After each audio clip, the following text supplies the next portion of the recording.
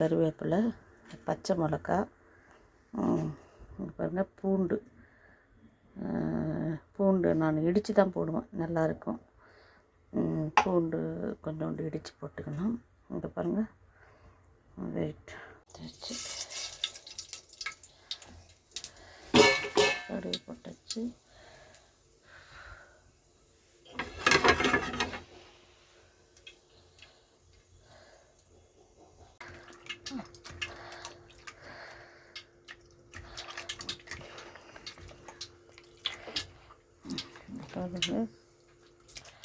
நல்லா பிசைஞ்சிட்டு நல்லா கழுவிட்டு இனிமேல் பிசைகிறேன் நான். இங்கே பாரு, நல்லா ஒன்றும் பாதிமாக பிசைஞ்சு இந்த வரை நல்லா ரத்தம் எடுத்தாச்சு. பாருங்க,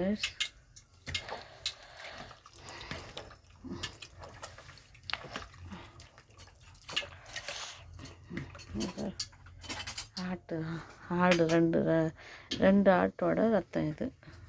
நான் வாங்கிட்டு வந்தேன் இன்றைக்கி. இன்றைக்கி என் பொண்ணுக்கு இப்போ குழந்த பிறந்திருக்குது, பையன் பிறந்திருக்குறான். ஸோ அதுக்காக நான் இதை வாங்கிட்டு வந்து செய்து கொடுக்குறேன். நல்ல பிளட்டு, உடம்புக்கு நல்ல பிளட்டை மேக் பண்ணணும். ஸோ நல்லா சத்தும் கிடைக்கும், நல்லா குழந்தையும் நல்லாயிருக்கும். நீங்களும் பார்த்து நீங்களும் செய்யுங்க. இதுமாரி உங்கள் வீட்டில் குழந்த பிறந்திருந்தாக்கா நீங்களும் செய்து கொடுங்க. செலவு தூள்லாம் பண்ணுறோம்ல, அது மாதிரி இதுவும் ஒரு சத்தான பொருள். ஊர்லலாம் தமிழ்நாட்டுக்குள்ளே செலவு தூள் அரைப்பாங்க, சாப்பிட்ற தூள், கத்திரிக்காயில் குழம்பு செலவு போட்டு, அதே மாதிரி இதுவும் ஒரு சத்து பொருள். ஓகே கைஸ், பிடிச்சிருந்தா எனக்கு சப்ஸ்கிரைப் பண்ணுங்கள். மெயினாக சப்ஸ்கிரைப் பண்ணுங்கள். யாரும் சப்ஸ்கிரைப் பண்ண மாட்டேறீங்க. தயவுசெய்து என் சேனல் பார்க்குறவங்க ஒவ்வொருத்தரும் கோல்டாக ஆகிற வரைக்கும் இதை வதக்கணும். வதக்கிட்டு அதன் பிறகு வெங்காயம் போடணும். வெங்காயம் இந்த பாரு, வெங்காயம், கருவேப்பிலை, இந்த கருகாய், வெங்காயம், கருவேப்பிலை, இந்த கருகாய், கருவேப்பிலை, இந்த கருகாய், பச்சை மிளகாய். நான் எப்பயுமே இது மாதிரி தான் நான் எப்பயுமே சப்ஜி ஆகட்டும், மீன் குழம்பு ஆகட்டும், எல்லாத்துக்கும் நான் ஃபஸ்ட்டு இஞ்சி பூண்டு பேஸ்ட்டு தான் நான் வதக்குவேன். அப்புறம் பிறகு தான் வெங்காயம், பச்சை மிளகாய், கருவேப்பிலை போடுவேன். ஓகே கைஸ், நீங்களும் இதே ஃபாலோ பண்ணுங்கள். விருப்பப்பட்டால் நீங்கள் ஃபாலோ பண்ணலாம், விருப்பம் இல்லைன்னா அவங்கவுங்க ஸ்டைலில் அவங்கவுங்க செய்துக்கலாம். ஓகே கைஸ், ஸோ நான் வந்து இப்படி தான் செய்வேன், என்னுடைய ஸ்டைலு. நான் எப்பயுமே இதுமாரி பண்ணிவிட்டு சப்ஜி காய் பொரியல் பண்ணணுன்னா இது என்ன பண்ணுவேன், இதுலேயே உங்களுக்கு ஒரு எக்ஸாம்பிள் சொல்கிறேன். நான் செய்யலை.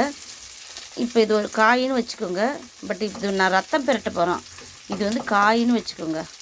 அதனால் இப்போ இது பண்ணிவிட்டு இதுலேயே மிளகாய்த்தூள், தனியாத்தூள், வெறும் மிளகாத்தூள், தனியாத்தூள், மஞ்சத்தூள், தேவையான ஜீரகப்பொடி போட்டு, அதன் பிறகு தக்காளி போட்டு 2 தக்காளி போட்டுட்டு, அதன் பிறகு காயும் சேர்த்து ஒன்றா கொட்டிடுங்க.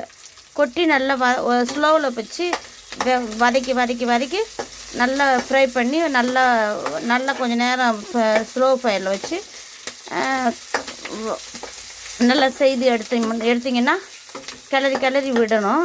விட்டுட்டு பிறகு நல்லா காயும் நல்லா வெந்துடும். தண்ணி ஊற்றாமையே அந்த தக்காளியில் இருக்கிற தண்ணியிலே வதங்கிடும். ஓகே கைஸ், அது மாதிரி செய்து பாருங்கள், உங்களுக்கு ரொம்ப டேஸ்ட்டாக இருக்கும் சப்ஜிலாம்.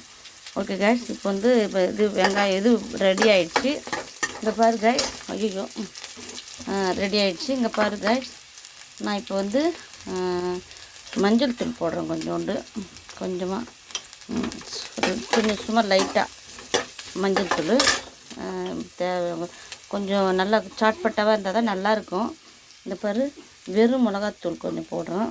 இந்த பாரு கைஸ், வெறும் மிளகாத்தூள் அவ்வளோதான். இப்போ நான் இங்கே பாருங்கள், இந்த ரத்தத்தை எடுத்து இதில் மிளா பண்ணுறோம். ஓகே, எவ்வளோ நல்லா டேஸ்ட்டாக இருக்குது. இப்போ இதை கொஞ்சம் போட்டுக்கலாம். பாருங்க ரத்தம்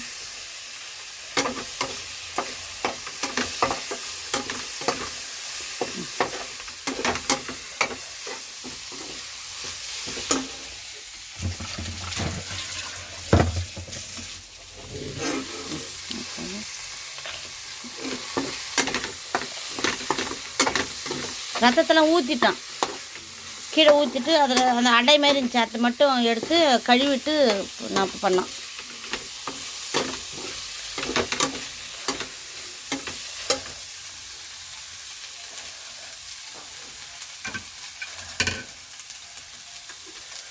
இங்கே பாருங்க கொஞ்சம் இது மிளகுத்தூள், நான் கொஞ்சம் மிளகுத்தூள் கொஞ்சம் இதில் போடுறேன். கொஞ்சம் காரமாக இருந்தால் கொஞ்சம் அந்த பச்சை வாடையை போயிடணும். அப்புறம் நல்லா டேஸ்ட்டாக ஆயிடுச்சு. ரத்த வறுவல் நல்லா எவ்வளோ அழகாக ரத்த வறுவல் ரெடி. நீங்களும் செய்து பாருங்கள். இதே மாதிரி எனக்கு கமெண்ட்டில் சொல்லுங்கள். எனக்கு இந்த பாரு பார்க்கலாம். ஓகே, பாய்.